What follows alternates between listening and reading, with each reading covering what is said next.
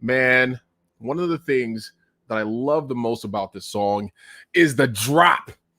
If anybody knows anything about good music, whether it's techno or dubstep or rap or rock or whatever, you can't experience the goodness of the music unless you have a good drop. So we're going to start that all over again. I want to build the hype, build the anticipation, because today's show with Shaun Martin is about to be the drop that you have been waiting for all week. So let's start that again. Welcome to the late afternoon show.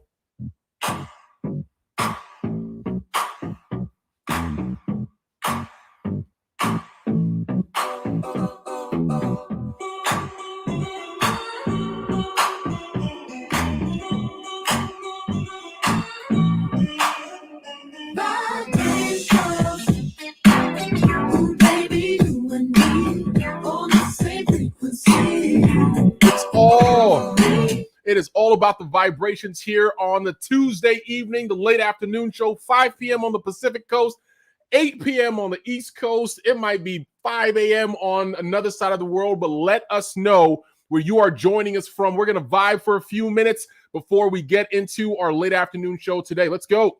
This must be a sign. I got to make you mine. Oh, it's a vibe.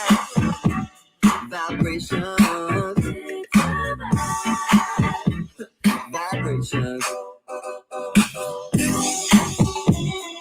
Yo, we just want to shout out to Tabitha in the house. Tabitha, what's up? Texas in the house. Whoop, whoop.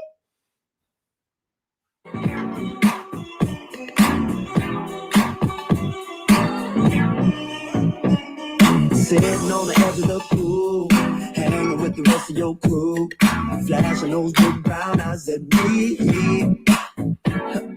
As I was walking by, saw that your drink was dry, seized a good opportunity. Oh yeah, electric magnetism in the air, call me out of nowhere. I want you to invite your friends, your family, your enemies, your brothers, your sisters, folks that you haven't texted in a long time, folks that you just texted a few minutes ago. Text them and say the late afternoon show is on. If you're here on LinkedIn, share this with your people. Invite them to come on. We're talking about technology. We're talking about meaningful work. We're talking about all the vibes today. Please let us know you are here. Let's go. Oh, I'm buzzing like guitars and rock and roll. You give me those good old vibrations. Oh, baby, you and me on the same frequency. Vibrations. Oh, this must be a sign. I got to make you mine. Oh, it's a vibe. It's a vibe here tonight. We're going to start this show in about 20 seconds here with Shaun Martin on the show. 20 seconds. We're starting the late afternoon show. Invite your friends. Let's go. Vibrations. It's vibrations.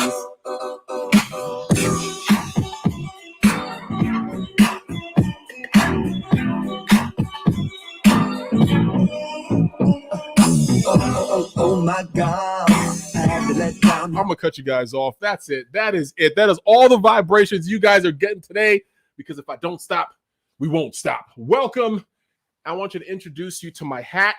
You guys may have noticed I wear hats now, partially because I did not cut my hair, so you can see a little bit of the bald spots going on, but also because my little brother gifted it to me.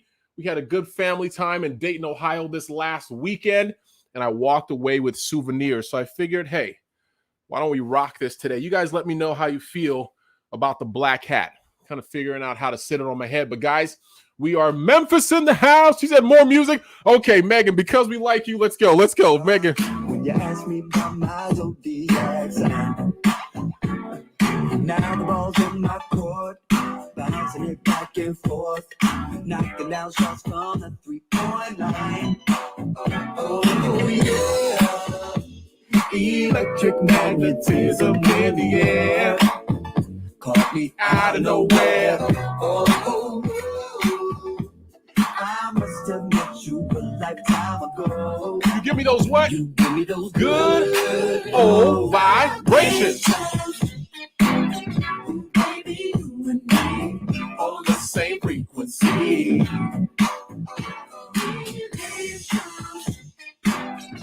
This must be a sign. I got to make you mine. Oh, that's right. Vibrations. Vibrations. All right, let's go. Let's go. About to start the show. Let's go. About to start the show. Okay, Megan, I did that for you. Megan is one of our VIPs. So what Megan gets, what Megan wants, Megan gets. And so that is what we did, guys. I am so happy to be here today. We are in November. We are in Thanksgiving season. I have so much to be grateful for. I got to spend time with my entire family this last weekend in Ohio. All three of my brothers, so the four of us were there. Both my parents were there. All my kids were there. All my brothers' kids were there. All of our wives were there. Like, it was just a beautiful moment. So if you guys have family, if you have moms and dads and sisters and brothers and cousins that are alive and well, text them and just say, I am so thankful for you. I am so filled with gratitude. About having my family close by. And today I am grateful, super thankful, super excited to have none other, guys. You can't see what I'm seeing in the back room here, but the vibe is already on 1,000. The vibe is already on 1,000. When I was on Shaun's show, we had such a great time. And I was like, yo, we need to have my guy back. So I am going to run our theme song back to the top because I want to welcome to our late afternoon stage none other than Mr. Shaun Martin. Hey, Shaun in the house. It's Shaun P in the house. Let's go. Hey, let's go, Captain. 1, 2, 3, hey. Baby, you and me on the same frequency. Shaun, you're making me laugh so much. I'm sweating up in this hat, man. I'm sorry. What's the joke? I was here because I thought that there were mask mandates. I'm just trying to. You're just being compliant. Yeah, well, I'm here for solidarity. So, but in that case, let me take this ridiculous thing off. My man, now I am missing my mask then because you got it covered. What's up, Captain America, Shaun P. Martin? How are you doing? I am excellent, my friend. How are you doing? You're looking fly in that hat. Like that hat was made for you. I mean, I'm trying. It's not easy being in this hot shed with this hot hat, talking to hot fire people, man. It's all the vibe. How was your day today? My day today was amazing. I love what I do. I love all the things I get to do, even when they're hard, even when they're difficult, even when I want to, maybe take a nap or strangle somebody or whatever, it's still good. Wait, take a nap or strangle somebody, like in the same line. Sometimes you got to walk away from something and sometimes you want to just, like the Bart Simpson, just like not somebody like an actual person, but like a dummy or something. Yeah, something. Like go hit a heavy bag or something. That's what I'm talking about. Yeah, I love it. Well, Shaun, we appreciate you being with us here. Megan said, no, keep the mask. Wow. Sorry, should I turn around? She said, it's like when people say like, oh yeah, you have a face for radio. It's like, oof, yeah. Let's. Yo, and I have a voice for silent pictures. Oh my man, my guy, tell us one of the things I love about coming on your show and watching your show is the background. You have talked to us a little bit about, you got some feathers on the wall, I think like a spear. Yep. You got a shield. Talk to us a little bit about the aesthetic that you got going on in your studio here. I obviously I grew up a wrestling fan, a comic book fan, like all of these other things. I went to school at Florida State University, hence the spear back there, which is made by the same guy who basically makes the spear for Chief Osceola, the Seminole tribe member, who is a student who comes out every football game. University's got a great relationship with the tribe there. Nice. And like when I went to set up my first home office, a couple apartments ago, I decided, like, why would I just make this all bland and plain and boring?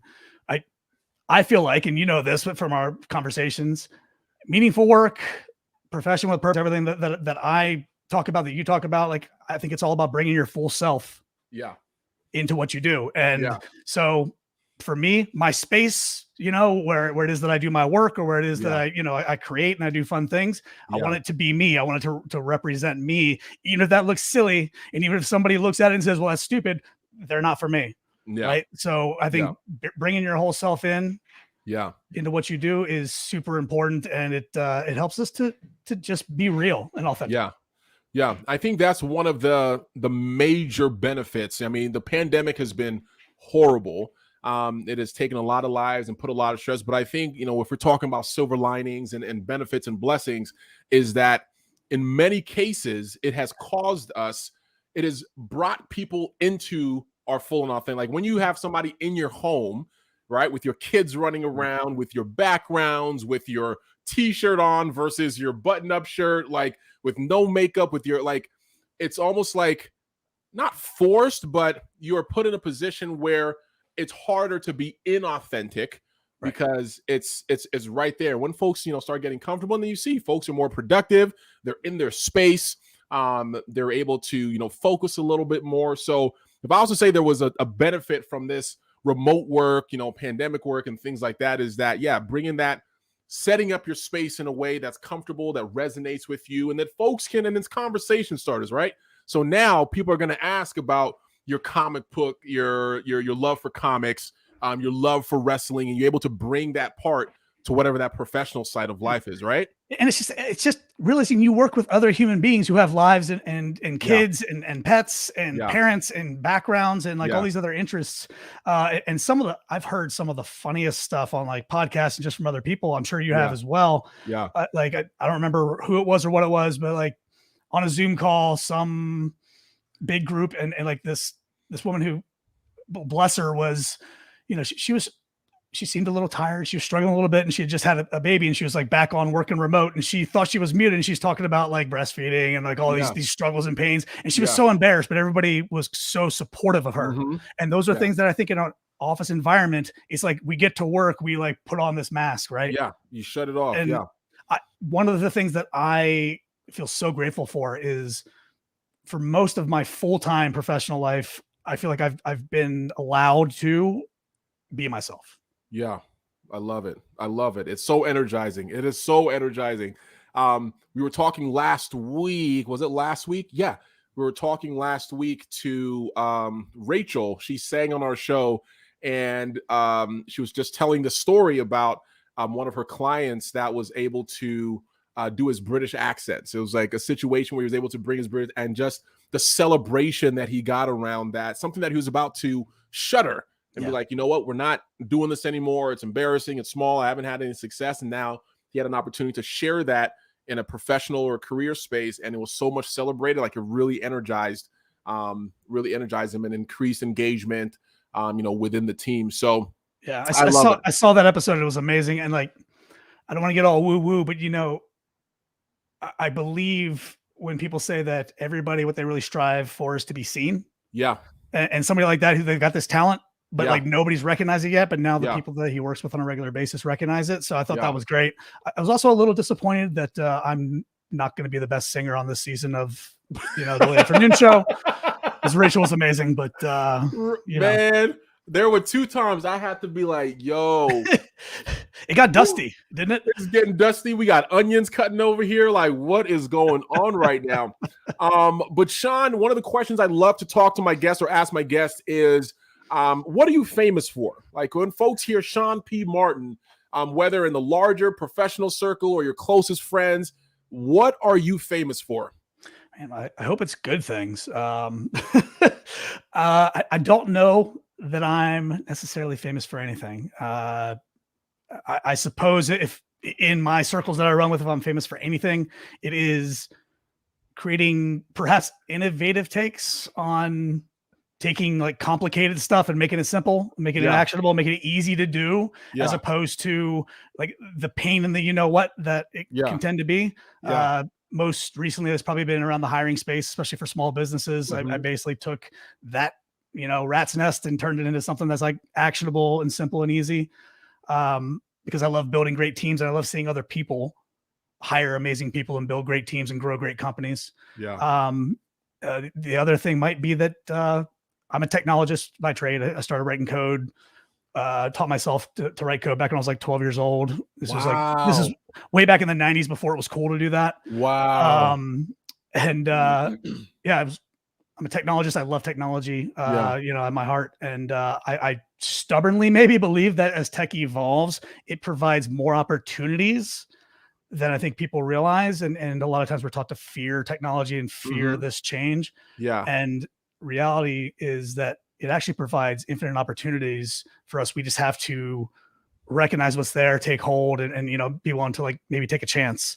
And I'm excited about helping people to use that to create lives and to create careers and situations for their family and everybody else that's more purposeful, more meaningful, and really creating just a ton of abundance, which I honestly believe, prediction is upon us.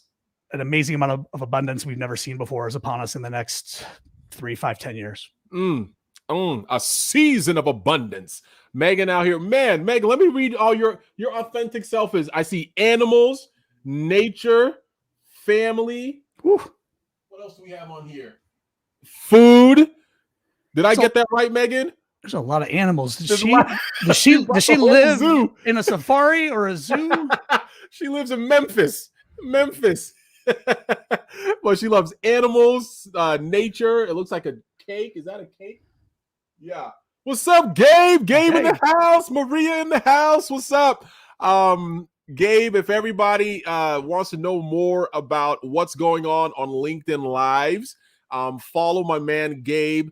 Hashtag LinkedIn live streams. If you want to know everything that's going on LinkedIn by way of live stream, some phenomenal guests, and podcasters and interviewers, please go follow Gabe and follow his hashtag. Maria was tagging up the house last time and we were here. She brought the whole family. She was tagging everybody. Maria, what's up? It's good to have you here tonight. Megan, Tabitha, thank you for joining us. And so we've just been talking about what Shaun is famous for, his authentic self, being able to make complicated things simple and being a technologist. I love that you brought that up. I've been sharing this and socializing this with a number of people about my I guess, philosophy in like raising my kids. I am not one that necessarily, I went to college and I support folks that go to college and university. But my main thing is I only have 4, I want to call them requirements, but 4 pillars that I want to raise my kids around. Number 1 is that they need to play an organized sport, like be on a team. So learn teamwork, learn, all the things that come with team and athletics and physical activity. So they have to play sports. Number 2, they have to learn an instrument. They have to, some creative thing, piano, guitar, something around the creative and musical space, because I feel like music has such a profound effect on human development, not just child development, but human development and communication. And so they have to learn an instrument and they have to learn how to code. All my kids are going to learn how to code. Right now, they're 6 years old and 4 years old. I got twin girls that are 4 and a boy that's 6. And I've already started telling him, it's like, yo, you like video games? He's like, yeah, I love video games. You like, computer games? It's like, would you want to learn how to make them? He's like, yeah, I would love to learn how to make them. And so I'm actually signing my son up for coding classes because the world that we live in speaks digital, right? Speaks digital, speaks technology. And I want my kids to be able to speak the language and flow an environment where they can thrive. And so play a sport, learn an instrument, learn to code. And then the final thing, figure out what your passion is. Like, what are you good at? What's your strength? It could be ballet. It could be hosting parties. It could be linguistics, whatever it is. Figure out that strength and let's support things around that. And if that leads to college, great. If that leads to a self-business, great, or whatever. But I feel if those 4 things are there with the foundation, we're a spiritual family with the foundation of God, obviously. But those 4 tenets, but technology is so important. And I don't want them to fear it. I love that you mentioned, like, they don't want them to fear that, it's going to take over, or for us to fear it as parents that we don't know how to control it. How is it going to influence our kids and things like that?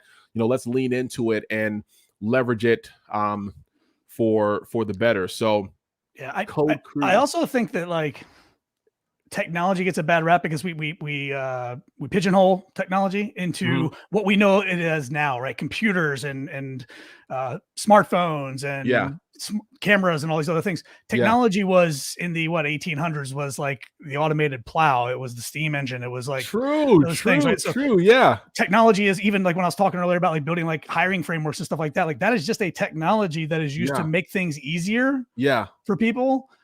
And we shouldn't fear it just because it might be something that is a little unknown to us. So, but I love all of those things. And I totally agree with, I use way too many sports metaphors whenever I'm coaching teams. If you ask anybody, like, what I will say 100% of the time, they're like, that whatever he's talking about is a team sport. Like every time he says it's a team sport. It is critically important. Oh, and shout out to Megan. So from a strength standpoint, if you guys need a strengths coach, please reach out to Megan. She is the proverbial GOAT, greatest of all time in coaching. So reach out to Megan from a strength standpoint. So technology. So you have been coding since you're 12. You have been. So tell us a little bit about your background. So you worked in the corporate space. I mean, what have you been building? What are you excited about now, just from a technology and development standpoint? Yeah. So, like you said, I taught myself how to code whenever I was 12. So I grew up in rural Pennsylvania, and small town, lived even further out from the small town than where all my friends lived, and we had a little bit of space, we had like half an acre or whatever, but like I was nowhere near any of my friends. So like my brother and I, we could play sports and stuff like that. Like we could play basketball in the yard, on the driveway or whatever, but I never had like a ton of access to my friends, like during times, unless my parents would take me places and stuff like that. So I had to develop other interests. And in the Northeast, it gets cold. You can't play outside all the time.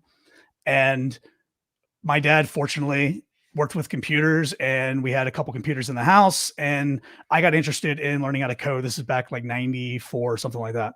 Yeah. And so my parents were gracious enough. They saw me like interested in this, and we'd go to like the discount bookstore or whatever, and they'd buy me like the 3-year-old version of Teach Yourself blah blah blah, right, in 21 days or whatever that book was. This is before the internet, when you had all these YouTube videos and stuff. I had to read a book that's big enough to be used as a weapon today, with actual words. What? Yes, exactly. Pages. Take the 3.5 floppy out of the back, stick it in the computer. That's that whole thing. You know what's so funny about that even like to this day, save icon is still a 3.5 floppy. Like it should just be like a cloud or something. It should be a cloud. It should be like a stick or something. Why is it still the 3.5 floppy? I don't get that. Anyway, it's the only floppy disk that kids these days actually know. They're like, no, it's that thing there, right? Yeah. Yeah, you save. Yeah. If they saw one, they'd be like, is this a credit card? What's going on? Yeah, exactly. What kind of But yeah, so I taught myself how to code, like at home through these books, HTML, JavaScript, that sort of thing. I graduated learning C++. I remember being in high school, I took this AP class for computer programming. Wow. But I was the only person who knew the language, including the teacher, who like they had just switched the language. She hadn't learned it yet. And like, that's not a brag. That's just I had learned it over the summer before the class. And so I was like helping people get ahead while she was still learning stuff. And but I loved it because I could create things, and I didn't need anybody's permission to like go and create something. I could like write a program, or I could create a web page. Yes. Now in the 90s, web pages were nothing. Like I had nothing to create a web page about. It was just like Shaun's internet island, and like it was nonsense. But I got to create it. I got to mess around. I got to make mistakes. I got to screw up. I got to look at why a thing wouldn't load and figure out why it didn't. Right. Mm-hmm.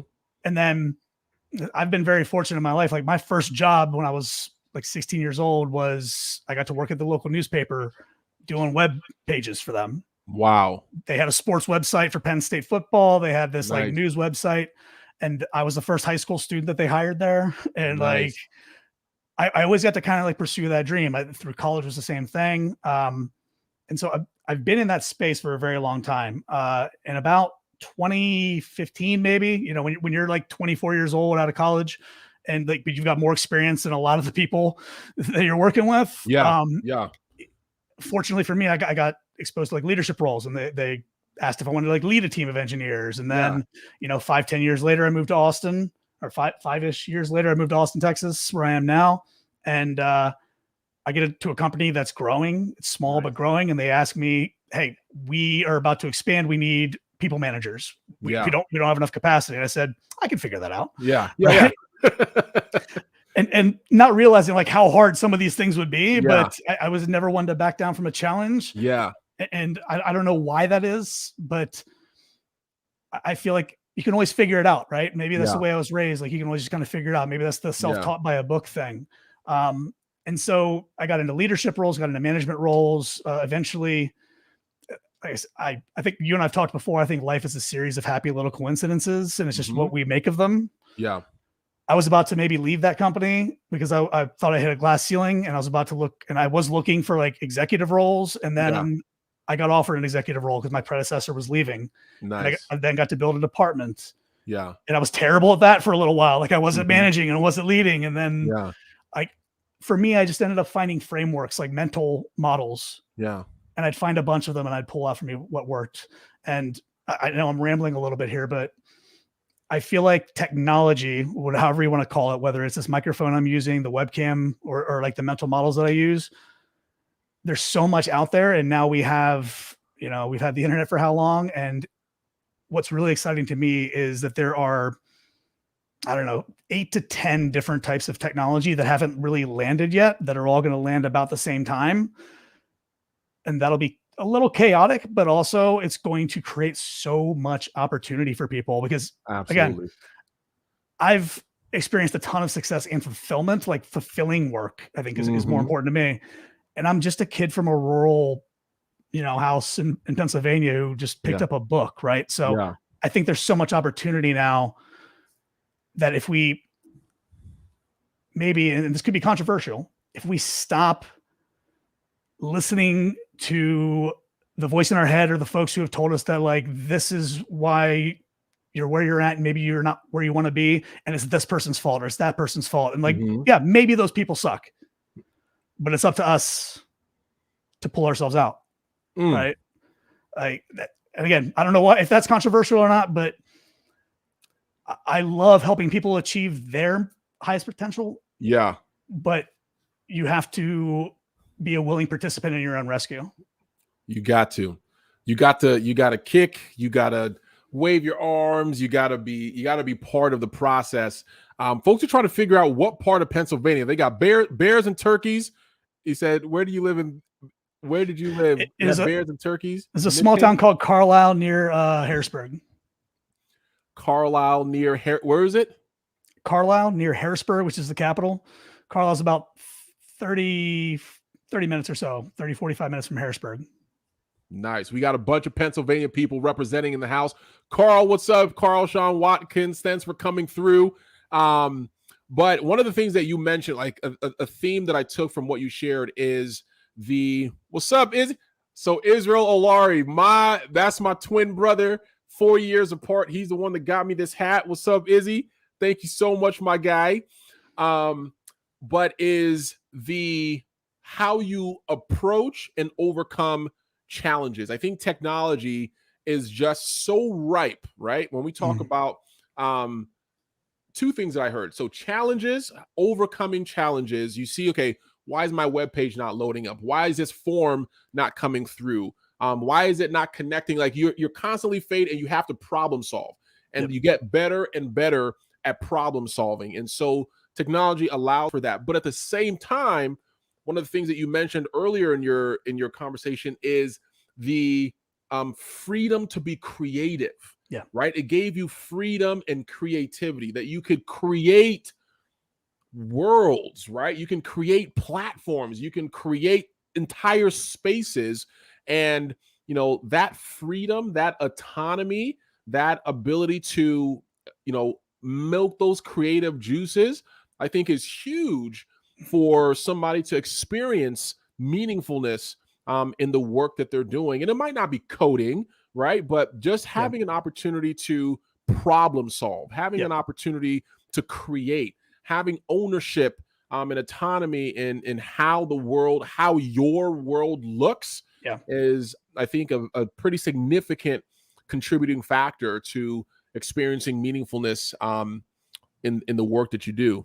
And let's be clear, it also means creating things that kind of suck and like don't look great and don't work all the time. And like that's the part of the creative process. Yeah. I've talked with folks in the past, like people I've career coached or who want to get into like a new area. And I say, create something with the express purpose of throwing it away. Like when I was building websites, like I should show you. And if you ever go to my YouTube, you'll see like the first video I ever recorded. Yeah. Like 4 years ago, 5 years ago, whatever it was. It was 56 seconds long.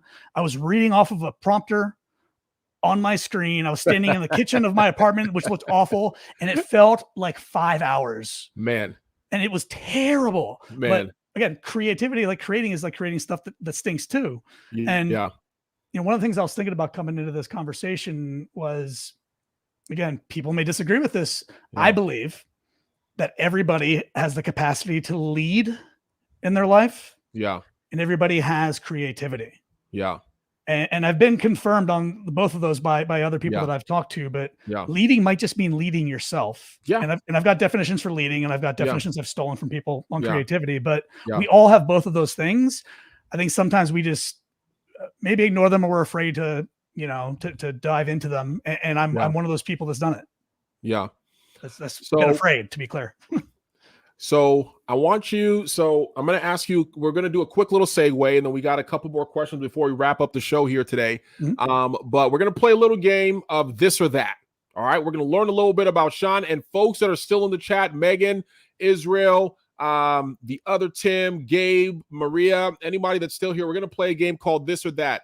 And you tell me what your preference is. It's very simple. This is the learning game. We're just to see where our preferences are. So I'm going to give you two options, and you let me know if you want this or that. So first option, and folks can contribute here as well. First option, something sweet or something savory. This or that. Sweet or savory. What is it for you, Shaun? Savory all day. Savory all day. So we got a savory man. Folks in the chat, this or that, sweet or savory? What do you guys prefer, sweet or savory? Let us know in the chat. We'll keep going. What is your favorite savory snack? You asking me? Yeah. I got a weakness for like a good soft pretzel. A good soft pretzel with the cheese on it? Yeah. Oh yeah, definitely cheese, maybe some mustard to dip into as well. With the big old salt sprinkles on top. Yeah. If there's no salt, what are we even doing here? We're just eating rolled up bread. Like that said, like whoever discovered the pretzel bun or made that, like Nobel Prize. Yeah. Yeah. Is there a Nobel Prize for food? So we got savory. That is good. I love the jalapeno kettle cooked Lay's. Like that is my savory. Savory. Israel says savory. Okay. Yeah, we got some savory pretzels. There we go. So second one, this or that. This or that. A beautifully designed home interior or a decked out car. Beautifully designed in-home interior or a decked out car. This or that. I don't know what a decked out car looks like, but I'm going to go with car because I like my car more than I probably like a lot of people. and not people that I know, just like just acquaintances, right? And my home interior is like barren walls. I throw like a photo up and it's like, that looks good. Yeah, like this room right here. This is this is the room right here. Yeah, I don't spend any time in that room. I just sleep in there. Like, why does it have to have like a nice interior? It's got a bed in it. Yeah, Right? that's all we need. I'm So all car. decked out car home interior. If I was to pick, I would say because I spend so much time in the car. Well, for a long time I spent a lot of time in the car, so I always like a nice vehicle, something that's smooth, something that's fast, something that's comfy, something that's plush inside. What's your dream car? Like, if money was no object, what would be that car for you? Fortunately enough for me, I own it. Okay. Maybe what like is that? So maybe like 5 years ago, I went to Tony Robbins' Day with Destiny, the whole thing. Yeah. And like part of that was like setting your like next year and expectations. And Yeah. the three things I set were like start my own business, buy a condo in downtown Austin, and like at the time it was a BMW. I think it was like the i3 or the i8, whichever one's the sports car. I don't remember at this point. Within the next year, I had like a luxury apartment in downtown Austin. I started a podcast, not necessarily business, but I bought a Tesla Model S, and that's been my baby for the last like 4 years. Nice. And literally every time I get into the car, I'm in a better mood, no matter what kind of mood I was in. That is awesome. And to me, awesome. There's no better driving experience than like, I could be in a crap mood, I get in the car and I'm in like a slightly less crap mood, or if I'm in a good mood, I get in the car, I'm in a it's better mood. For everybody. It's better for everybody. It definitely is. Yeah. Especially people who have to deal with me every day. Yeah, for sure. Austin, Texas. My dream car is a platinum Toyota Tundra. Oh, beautiful. That is, once I get that, it's like, all right, I'm out. Mama, we made it. Like, we good. So thanks for playing. Last one, and then we'll go into our last round of questioning and round up the show, is for this or that. Oh, Megan, actually, I was doing something along those lines, Megan, but you took it away. And I already know the answer for this because it is all over. It is all over your social. Cat or dog? Cat or dog? I got nothing against people who like cats. I personally think that cats are just roommates who don't pay rent and you pick up the crap. I've got a 2-year-old golden retriever. There he is. That's my buddy Charlie Murphy. And Charlie Murphy. Look, all I'm saying is if you decide to get a dog and you decide, what if I could go to the park and just yell, Charlie Murphy, anytime I wanted to, and pay homage to a brilliant comedic mind. Absolutely. Then you do it. Absolutely. Yeah, I'm a dog person myself. Although crazily here in our home, there's this random cat that just found, like, I was sitting outside talking to my folks the other day, and the cat just came like on my lap and just relaxed. I'm like, yo, whose cat is this? Your cat? Like, whose cat is this? I was like, this might not be so bad. It just like got off and like went away. Like, it was like nobody's cat, but now it's your cat. It's my cat. Yeah. Or I was his person. It was like, yeah, you are mine now. That's how it works. Yeah. And so last thing I want to ask you before our meaningful work question is, in the time that you spent in technology, right? In technology, coding for yourself, managing people, and just kind of looking forward, looking at the trends, and just being in that technology space. What would you say is, how would you say technology enables people to experience meaningfulness in the work that they're doing? That's an amazing question. I hope we have another 3 hours on this for me to address that. Honestly, like there's a lot of answers to that question, and I could go deep into a bunch of them. But like the first one I'll try to say quickly is, technology, generally speaking, is deflationary in that it drives the cost of things that we need down. Right, the cost of transporting goods, the cost of making things, the cost of a computer, the cost, like all that stuff, over time, generally speaking, gets cheaper, which is good for us. So we pay less. Yeah. The other benefits of technology are that they should automate or basically stop people from doing routine, boring, dull, repetitive jobs. Right. Which a lot of times the fear that comes up in the media and whatnot is that, oh, it's going to take this job and this job and this job. Well, like I said earlier, like the automated plow, right? Like that took the farmer's job, and then the farmer was freed up to do other things. So yes, but it eliminates those dull, boring, repetitive jobs so that people are freed up to do more interesting things. for sure. And maybe those interesting things aren't like, they don't have to be world changing. They don't have to like right away, right? They can be whatever. Maybe it could be, instead of doing repetitive tasks and responding to like customer issues, maybe you're talking to customers on the phone. Maybe you are, doing something like that to where you're actually like connecting with a human being and you're actually able to help them through their day. And that's maybe meaningful to you. Yeah. I believe that technology makes things more efficient, and that doesn't eliminate humans. It just allows us all to do a better job at whatever the next thing is. Yeah. Yeah. I like that. I like that a lot, because one of the things that I and Megan can affirm this is I'm so big on folks figuring out what their strengths are, right? Their strengths, their talents, figuring out that thing that comes naturally to you or that energizes you, and doing more of that. Yeah. Doing more of that, or creating or crafting your work or your environment, or the people that you're around, to give you more opportunities to do what is in essence the perfect job, right? The work that you're doing. And so what I'm hearing, what you're sharing, is that what technology can do, if used properly, is to minimize the time spent on doing things that don't necessarily energize you, just by way of like repetitive, menial, routine things that can and should be automated, so that you can then give a lion's share of your energy to those things that require thought and creativity and action and collaboration and all those different things. Like, about like the terms like information worker, right? Like more than 50% of the people who have jobs in the United States right now are what are called information workers. And an information worker, I think, is defined as somebody who does a non-repetitive cognitive task, which means it's different every time, which means you have to use your brain, which means you have to deal with little things that come up.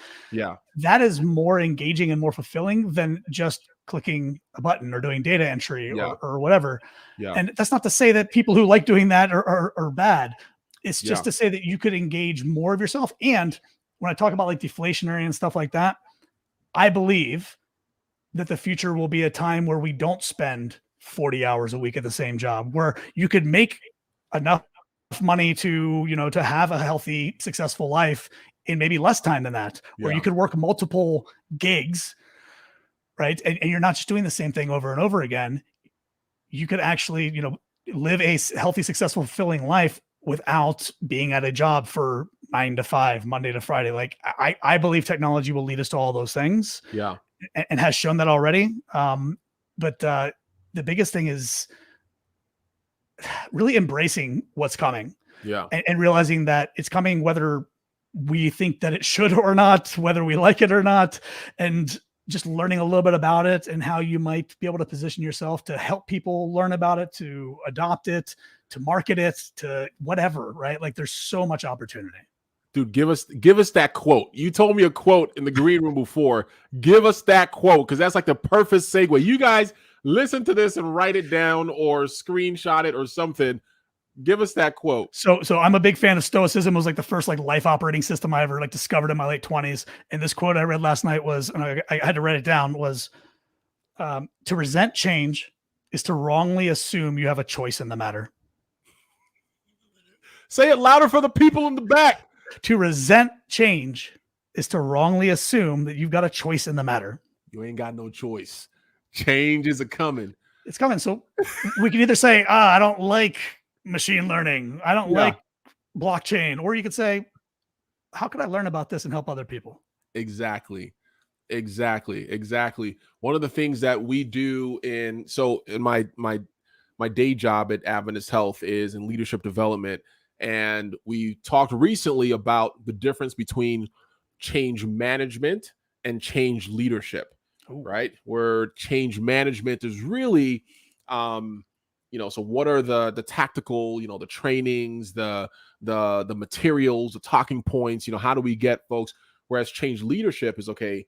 We look at the future. We have the vision. Look, this is where we're trying to go. And it's more about behavioral conversations and moving people's hearts and minds and listening, active listening, two-way conversations, around that. And so that perspective that, hey, you don't have a choice in the matter, but folks still want to give feedback, right? I think it's just about sharing the thoughts. What is the resistance? What is it that you're scared of? And how do we have a meaningful conversation to help you through that? So thank you for putting that in there in the chat. To resent change is to wrongly assume that you have a choice in the matter. Thank you so much, Megan. And just another, guys, I'm just going to brag on Megan here for a second. This lady she's like an information warehouse. She has so many resources about damn near everything. So if you have a question, reach out to Megan. She will find it for you, whether it's coding, whether it's leadership, whether it's stories, technology, whatever it is. I am so blessed to have Megan in our tribe here at Meaningful Work. But last question for you, Shaun, before we let you go for the night here. How would you define meaningful work?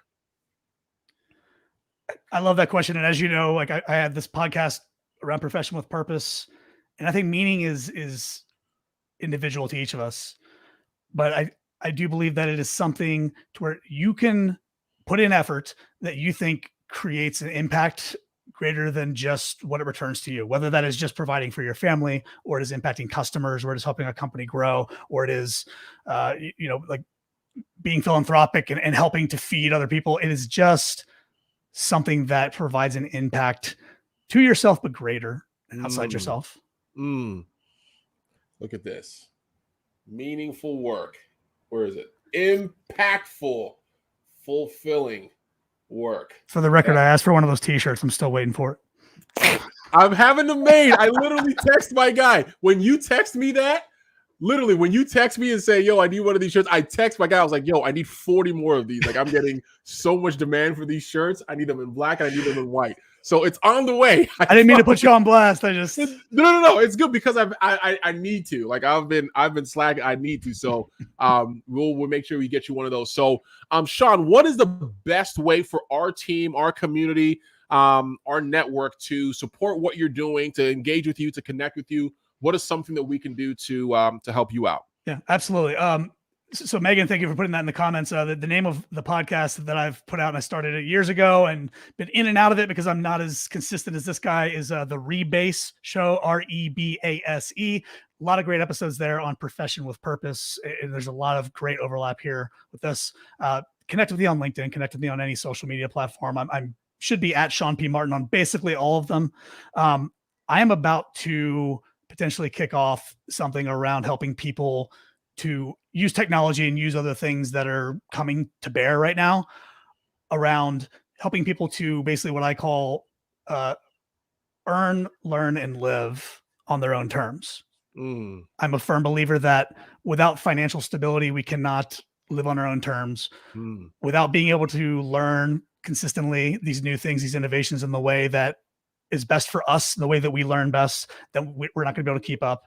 And then to just create that life and design that lifestyle that we really actually want. And so if you connect with me, I'd love for you to hit me up and let me know like what sort of topics in that area on like how to earn, learn, and live on your own terms.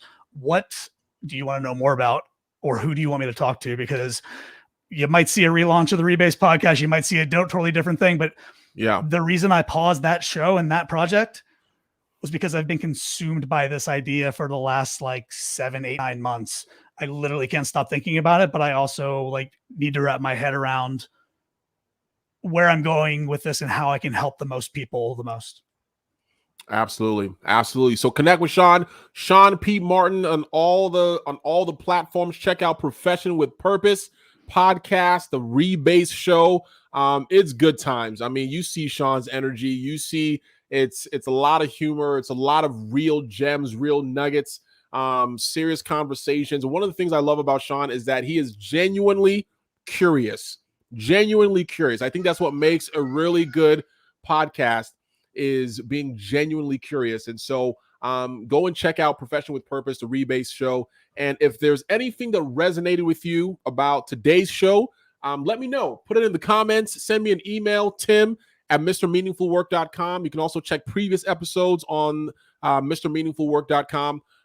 But check us out everywhere. Next week, guys, is our last episode of season 4. Next week is our last episode of season 4. We're going to start kicking off into season 5 starting in January. But make sure you tune in. And I don't know the date. I'll put it on there. It's a different time and different day next week. I don't remember off the top of my head. But we are having a phenomenal guest to wrap us out for this season. So, Shaun, we are going to play our music again to outro. It has been real. We got the mask. We got the mask on again. Hey. I could do this all day. All right, everybody. We'll see you next week on the late afternoon show. Hey, vibration.